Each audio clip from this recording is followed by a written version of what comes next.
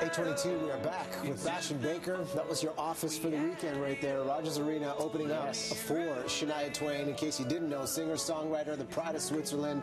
And yeah, you got on the bill for the entire world tour with Shania. Congratulations. Thank you very much. Yeah, it's pretty awesome. The show is huge. It's so much fun to be on tour with those guys. How did that mashup come together? You've got a bit of history with Shania. Yeah, of course. It's been a couple of years. I know her. We met 6 years ago in Switzerland.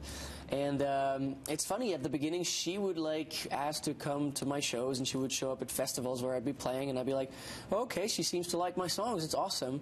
And then I opened for her 3 years ago for the first time on a couple shows. Yeah. And now we got the whole world tour, so it's obviously super exciting. Well, this tour just started in Tacoma last week. We had 2 shows in Vancouver, and we chatted about this in the green room of how tricky it can be for an opening act when you have these diehard fans for Shania Twain crossing generations, and you've got to keep and capture their attention. Is that intimidating? Like, how was our audience embracing what you were able to give them this weekend? No, I love it. Not intimidating at all, especially here in Canada.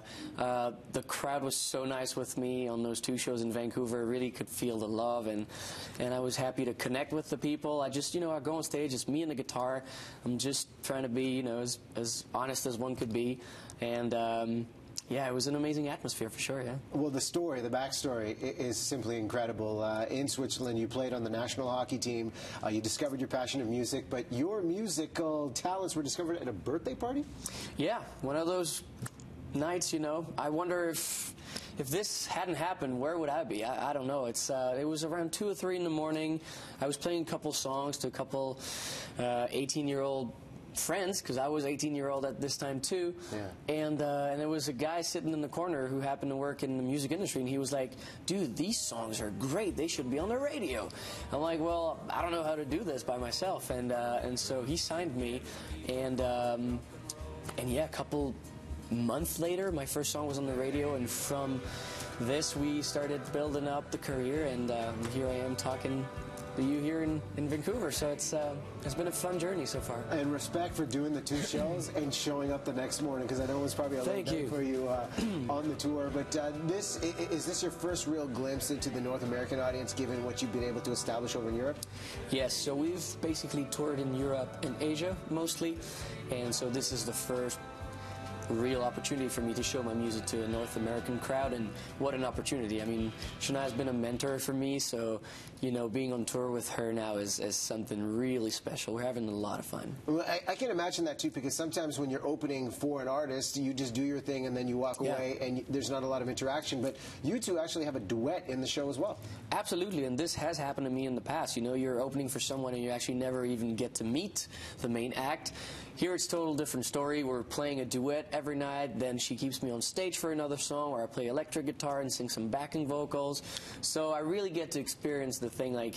It's a very unique occasion, and I'm of course super grateful.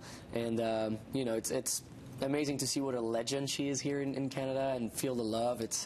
She deserves it all, so it's cool. Well, you've opened for some greats: Elton John, Bryan Adams, now Shania Twain. For anybody out there that may be watching this, following your story, thinking, "Wow, man, this guy followed his dream." You've said that you feel home on stage. What's your best piece of advice for people that want to get into this business and just follow suit? I think the one advice I always give to people who want to get into this business is you got to make sure why you want to get into this business, because especially in the last years, a lot of people, want to become famous more than they want to become musicians. And you got to have the love for the music. You got to have the passion for the songwriting eventually. It's got to be the thing you want to do for the rest of your life. It can't just be something you think, yeah, there's going to be paparazzi and I'll get free meals in restaurants. That doesn't work like this. So my advice is always make sure this is your passion, this is what you want to do for the rest of your life. It's great advice. I usually just show up for the free food, so it's good to have that passion too. Truth bomb. You got to have a cool leather jacket like him too. I'm noticing the style here.